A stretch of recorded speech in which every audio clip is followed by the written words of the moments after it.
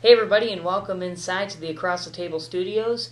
With Greg Zeiton, I'm John Fanta, and Greg, the Wildcats 4-1 with wins against Detroit, Cody, Bedford, a loss in week 3 that put them back against Menor, and then they got a win against Centerville this past week, beating John Adams through mid-season. What do you like about this team? Defense. Their defense has been solid. They've been able to stop the run all season long. Against the pass, they've been pretty good. Maybe a little bit of a hiccup against Menor, you could say, but they still were able to get 4 interceptions and get Menor's offense on the field when they needed to.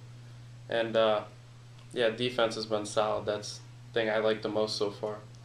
And now let's take a look at this offense. Under brand new quarterback Eric Williams in his senior year, kind of tough for him early on to learn this offense, but he's done a very nice job in the past couple of weeks, showing great development. This offense has been something special, and we've seen a lot of new faces like Williams, McVeigh. This offensive line has really developed in the past couple of weeks. The wide receiving core of Mooney and McCoy, it's been really nice to watch.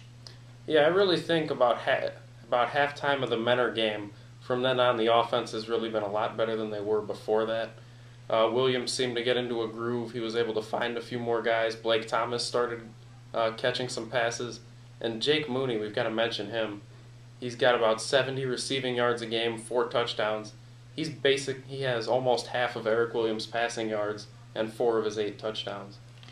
He's been a great target to have, and when you can hand the ball off to McVeigh and you're getting positive yardage every time he gets the football, it's been great to get yard by yard. And this team has fought through some difficulty throughout the way. You think about it, Cody, they really handled them well. During the Bedford game, they struggled at times, but they were able to get through it. And throughout the past couple of weeks, we've seen them, go through adversity at times, but then they're able to get out of it, and it's good to see. And they're really going to get challenged this week against Glenville. But overall, you got to like what they've done in all aspects of the game. Yeah, there were definitely a couple games where the offense started out slow, but I think every game, with maybe the exception of the Menor game, from the get-go, the defense has been solid, and the offense really, they've had some weak first quarters, but after that, it seems in every game they've picked it up a lot. And we've really picked up the special teams this year in all aspects of the special teams game. Every game we've had that advantage. Almost definitely. You've got Tim Schenk kicking. Can't have much more of an advantage there. Long field goals, touchbacks, all you want on kickoffs. Punting, he and Sheehan have done a pretty good job. And then the return game, you've already got 3 return touchdowns, 2 kickoff return touchdowns by Tim McVeigh and Connor Hennessy with a punt return. Yeah, it's been really great to watch. And now they turn to a different animal this week in the Glenville Tarbloods, a team that comes in. This is a playoff atmosphere. On Saturday night at Byers, the student section has decided to go into a gold out. It's going to be a great atmosphere, and if you can't make it there, we'll be on the St. Ignatius Broadcasting Network, starting with the Murphy Bergen pregame show at 6:45. Going to be a little chilly on Saturday night. This one is huge for, I think, both teams. Well, if you look at it from Glenville's side, they're coming in at 2-2. If they lose this game, their playoff hopes are basically non-existent. They need this game. Ignatius is worth a lot more points than any other opponent they're going to play. Right now, I believe they're 20th in the region. Only the top 8 make the playoffs, so Glenville has some work to do. And then for Ignatius, you really want to win this game like you'd want to win any game. But to get to 5-1, you've got a very good chance to win against Erie Cathedral Prep and St. Francis, because you've got those 2 really tough games at the end of the season. And you want to go into that with 7 wins already, because 7 wins for the Wildcats gives them a very good shot at the playoffs. Well, absolutely, and their schedule definitely gets tougher throughout the next coming weeks because, right after Glenville, you have to go on the road and face 2 teams. They don't play another game at Byers Field. This will be the last one Saturday night.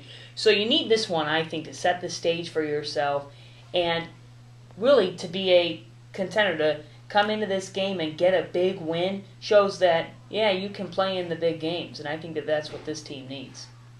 Most definitely, they've got this game, and then I didn't want to discount those 2 games against Cathedral Prep and St. Francis, because any game on the road is tough, especially when you've got such long bus rides to go to those venues. And then those last 2 games, everyone knows, are going to be quite a challenge. Xavier's got one heck of a defense in heads. Defending state champions ranked very highly nationally, solid offensive line.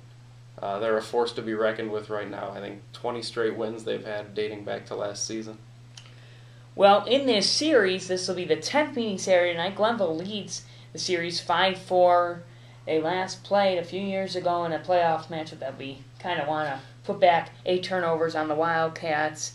That's not going to be on Saturday night. You see the efficiency in this offense. What are your key matchups in this one? First one, we mentioned Jake Mooney, how he's been basically Eric Williams' favorite target. Glenville has a cornerback to watch named Viangelo Bentley. Very good corner. I'm guessing he's going to be matched up on Mooney, so that's a matchup to watch. Obviously, Williams likes to throw it Mooney's way, and Mooney's really been the big play receiver this year. So we'll see what he can do against a premier cornerback. Next one, Blake Thomas. We've seen him featured the last few weeks after not really having been involved much the first few weeks against Devon Bogard, OSU recruit for Glenville, safety and linebacker. He and the rest of the linebackers and safeties for Glenville will have the task of defending Thomas. And the last one, Glenville has great return teams, kick returns, punt returns. They've gotten numerous touchdowns off of both this year. So the most important matchup, I think, is going to be Tim Shank and the Wildcat coverage teams against Glenville's kick and punt returners.